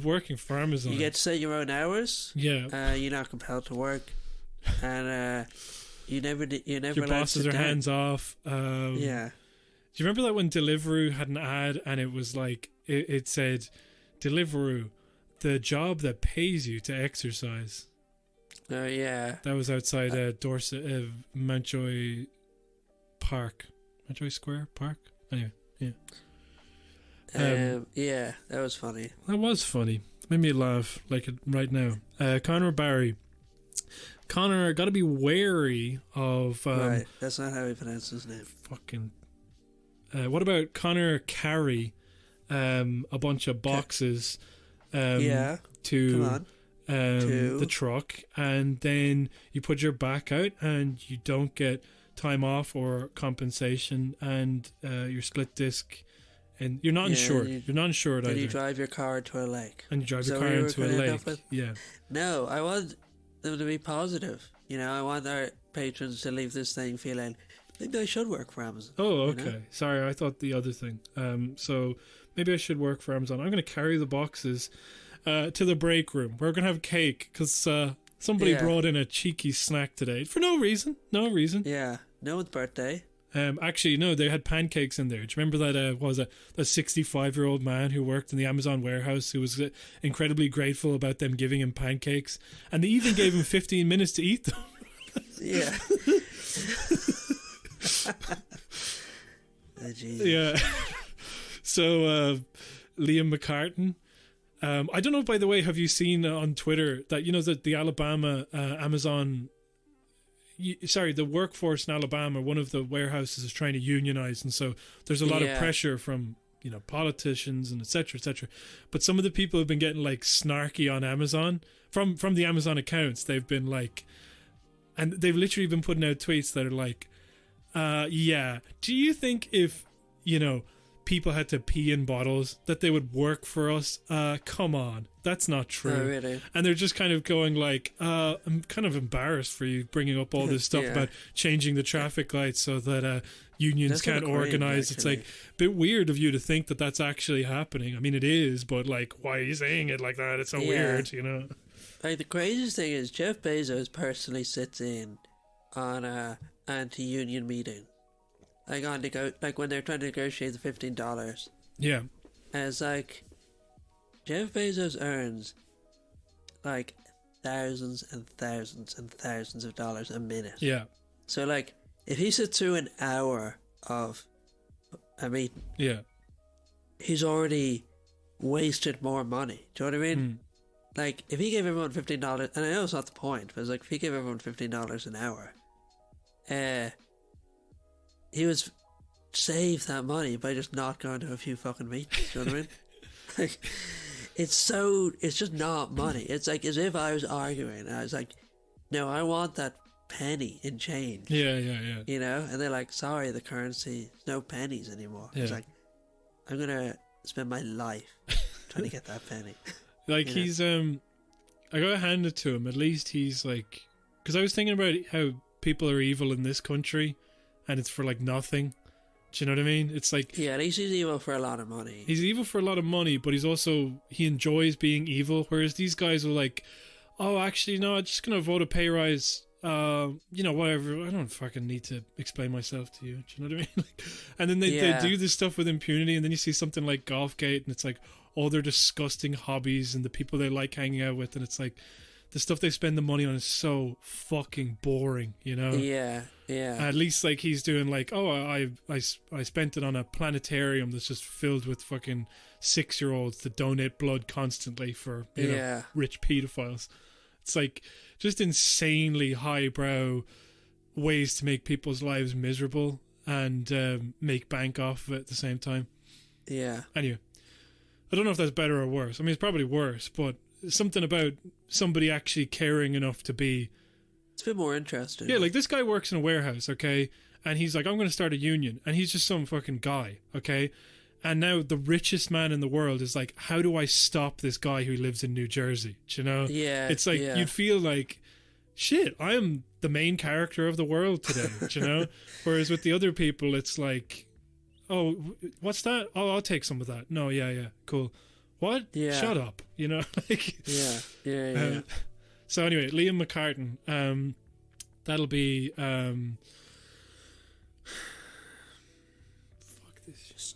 What about steam-powered cart? Yeah.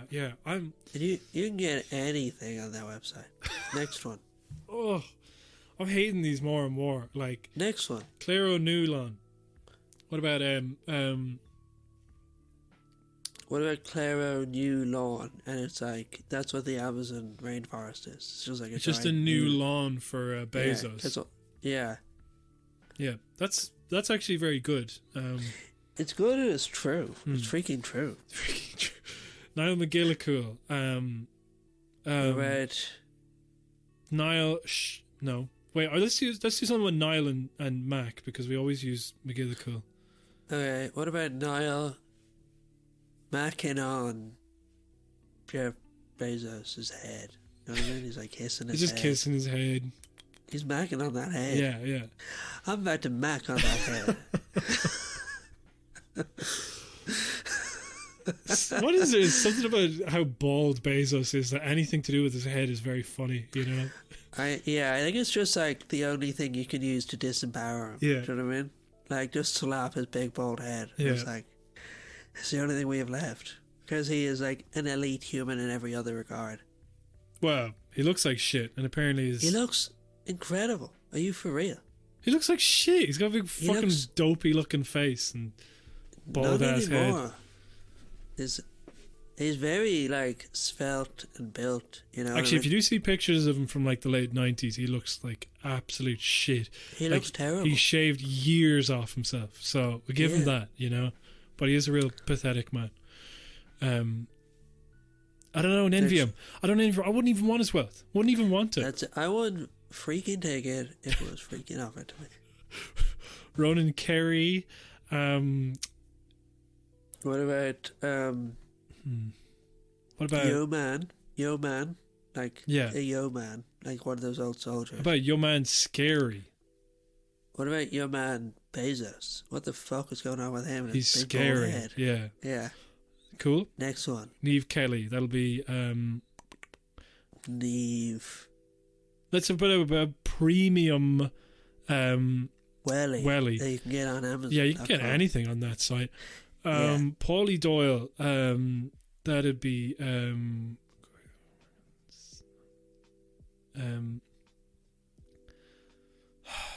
what about Molly spoiling for a fight? I know I've kind of used that one before. I've never used Molly. All right. No, we have not. You can say that for sure. Yeah, but I like the idea. I'm trying to think of like a warehouse, and this guy just snaps and he starts mauling somebody, like one of his co-workers. Yeah, he like reaches into a box he's packing, and it's like replica bare hand, and he just starts mauling people around him. Yeah. Or he reaches in and there's a big... I was promised eligible singles in my area, you know? Yeah, it's nothing to do with my work conditions. They're actually kind of better compared to other places in my area. Yeah. Do you think I'd really work here if I had to pee in a bottle? Come on now. Come on. Do you think I'd work here if there were eligible singles in my area? Yeah. And now finally we have Joe Joyce. Hell yeah. Yeah. And I think it's always my favourite one of the day. Apologise to Joe Joyce for, dragging him this whole episode. I'm sorry, Joe. But also, you know what? I'm gonna take a pick out of Micheál Martin's book, and I'm going to be. Please forgive me. No. So, Joe Joyce. What about no voice? Because like the Amazon workers have no voice. Stop doing this. Literally. We need to retire this, and I know people. I'm not gonna let. No, they love it. Okay. Oh yeah. Okay. All right. I'm falling into the trap of doing the thing that Bloin pointed out. Yeah. Thank you, Bloin. Love the money that you give us each month. How predictable you are. I'm sorry, but it's very painful when we do the same one for Joe Joyce again and again. We've never done no voice. Yes, before. we have quite a lot. So, what about Old Spice? Because yes. you can get anything on that fucking website. Yeah, including a big Old Spice. He's like, what is he at? He's like, look at your boyfriend, look at me. Back to me. We're on a boat, and yeah, he's like, look at your boyfriend, look at me. We're on a lawn. It's a new lawn. It's 10 million acres wide. Yeah. Prince Philip has driven a car across it and done donuts. He crashed into the only remaining tree somehow in the Amazon rainforest. And there's he's put some premium welly into that, okay? And let me tell you, he's jumped out of the car and he's mauling somebody because there isn't enough singles in this area. Yeah. And then he's going over and he's macking on Jeff Bezos' head. And then the Queen is there and she's dancing Opa Gangnam style. Yeah. No, and we're trying he's like, I could smell some epic bacon right now. Okay. And he's like, Prince Andrew, he's a pedo, you know, that's my son. I love him dearly. Yeah. I was trying to work in like all the ones that we had so far, but I guess you would give up on that one. I was just like, I felt people needed to know that Prince Andrew was a pedo. Yeah, excuse me, you know. Excuse me for alerting. I thought that was important. You know? Yeah, but you thought Open Gangnam Style was more important? Okay. That says a lot about society. Yeah. Societrons. Did you ever see a Key and Peele sketch? Nope. Where, I can't remember the whole plot, but there's these like crazy guys in the plane and one of them snuck on a gun. Mm-hmm. And he goes, with great power comes great responsibilitrons. That was Celtic Ligers. Yeah, I hope you lagered it. And if you didn't, just keep it to yourself, man. All right? Yeah. Yeah. Unless, you email us in or go on Twitter or whatever. I don't know. All right, bye. Yeah. Oh, lordy me.